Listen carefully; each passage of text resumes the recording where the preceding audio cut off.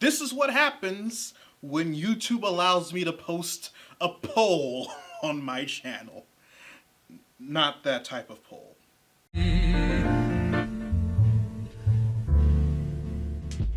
Readers, I have something very important I need to tell you.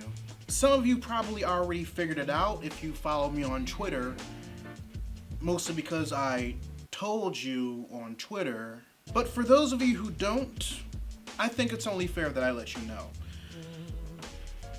I'm black. Wait, no, everyone already knows that. I'm a furry. A casual furry, but a furry nonetheless. Yep, been in the fandom since fall of 2006. Got a fursona and everything. And whenever I have the opportunity to support a furry artist that I admire, I cop a commission or support their Patreon if they're a decent person, even if the character I'm getting art for isn't an anthropomorphic animal. Of course, you have people that look down on the fandom because they either find the entirety of it weird or tend to frown on the not so safe for work side of it, resulting in making fun of the fandom as a whole. To which I say, don't be mad at us just because nobody loves you. That's why I found it absolutely amusing that Beastars, the newest anime to exclusively hit Netflix, recently opened the doors to the furry fandom to a lot of people. So much that it's getting people to dip their toes in the waters the same way a lot of us got into the fandom, by looking at other animal characters and giving them a humanoid visage. And that's what Marco the artist over on Instagram did after he watched Beastars. He took some animal characters he grew up with and proceeded to have them stand on two legs with his art across social media. The animal characters in question, however, are from Disney's The Lion King. And as a result, non-furry black folk are losing their minds, both in a good way and a bad way. Now, as a casual furry, seeing these mock-ups isn't a brand new thing for me. To be honest, those same folks who ain't used to nothing and are calling these furry thirst traps honestly don't know what they're talking about. These are not furry thirst traps.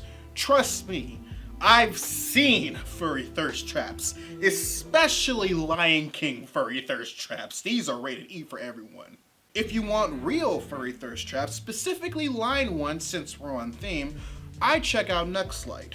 He's a great queer furry artist with a really great style and can do G-rated stuff just as well as the male-leaning adult-oriented stuff he dishes out.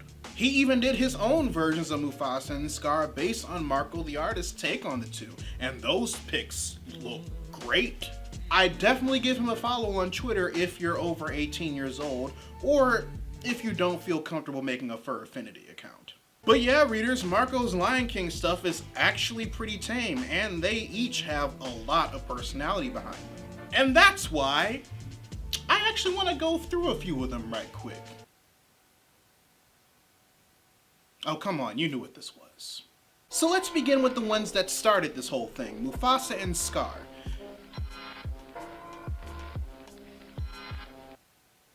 So I can't be the only one that can just sense the Atlanta influence in these designs, right?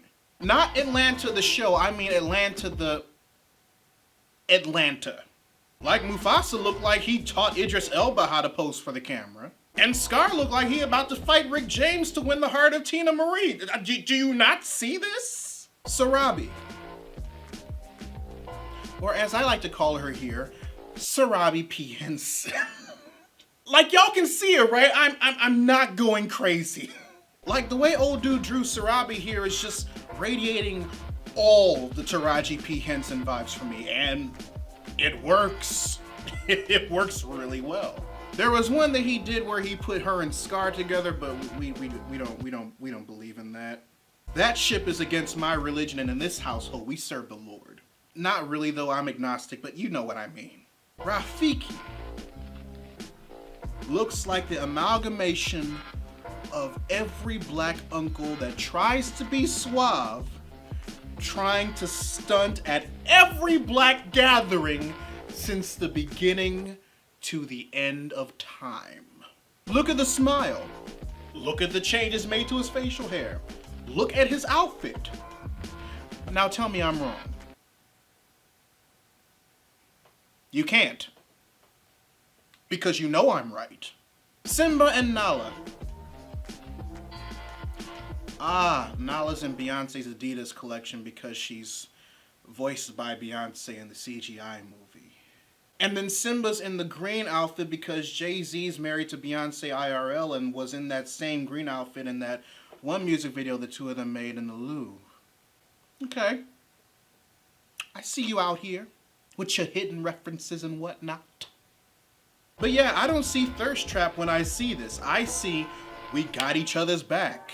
We practice that ride or die philosophy. We a double income household.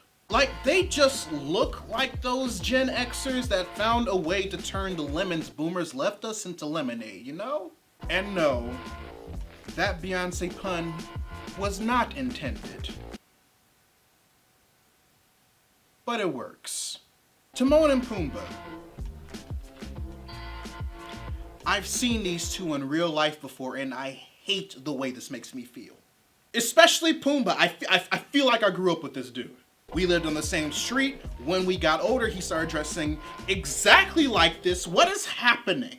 And I am absolutely sure I went to middle school with Timon. He was a transfer student from Alabama. We bonded because we had the same lunchbox. This is insane. Kiara. What in the name of love and basketball? Like, I see it, and I'm not mad at it. So I just hope she gets her scholarship. Kovu.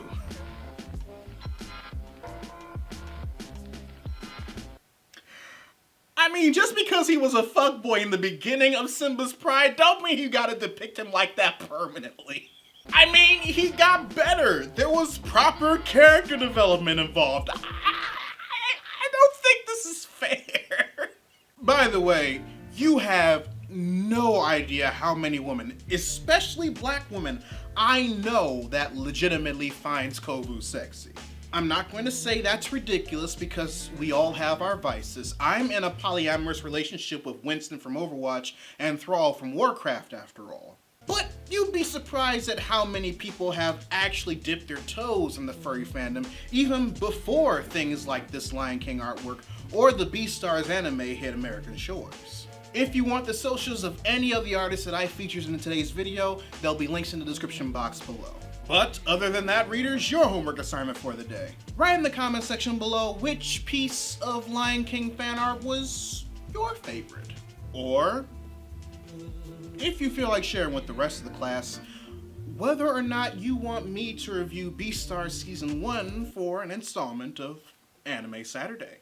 Not gonna lie, it's probably gonna happen regardless of what you say, but I at least want to know how many people are gonna watch it. If you want to help financially support the channel, you can join my Patreon by clicking the card at the end of the video or in the link in the description down below, where you can also find a link to my merchandise store. Or if you prefer to give a one-time donation, you can find links to my PayPal and my Ko-fi account in the description box as well. Also, make sure you subscribe to the channel and turn on notifications, because I post new videos every Monday, Wednesday, and every other Friday. But until then, this is Readus 101. Class dismissed.